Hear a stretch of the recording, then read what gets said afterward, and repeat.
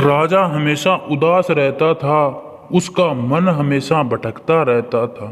लाख कोशिश करने के बावजूद भी उसके मन में शांति नहीं थी, जिससे राजकाज के कार्यों में प्रभावित हो रहे थे।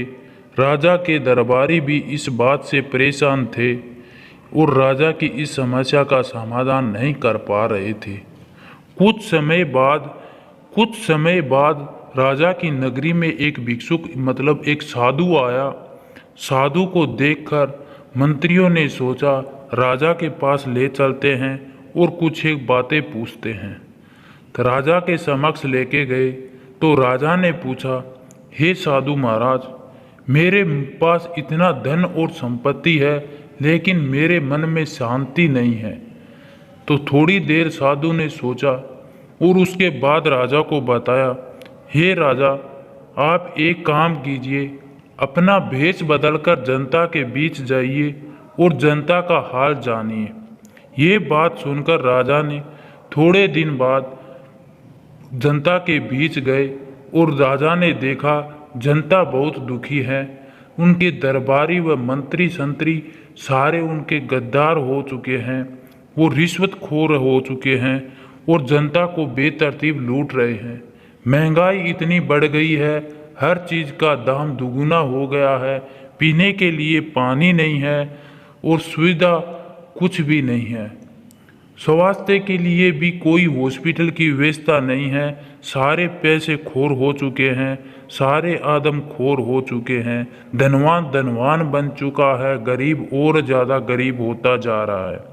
यह बात देखकर राजा ने तुरंत मंत्रीगण की मीटिंग बनाई और सभी अपराधी दंडों को गिरफ्तार कर जेल में बंद कर दिया और उनकी जितनी भी संपत्ति लूटी हुई थी उनको अपने कब्जे में लेकर सील कर दिया।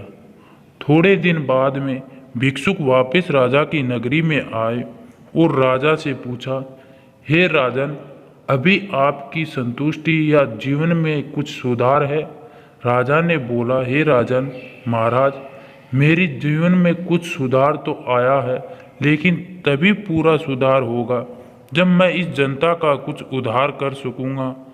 तो राजा ने सोचा, ये प्रजा मेरी साथ विद्रोह करेगी, उससे पहले मैं जनता को अपनी तरफ आकर्षित करता हूँ। राजा ने जनता को जितना लूटा हुआ धन था वो वापस दे दिया। ये बात जनता को बहुत अच्छी लगी और राजा ने अपने सभी साथियों को मतलब प्रजा को पूरी धन संपत्ति देने का आशीर्वाद दिया और ये बात सुनकर जनता बहुत खुशी हुई और राजा के प्रति भावनाएं और बढ़ गई।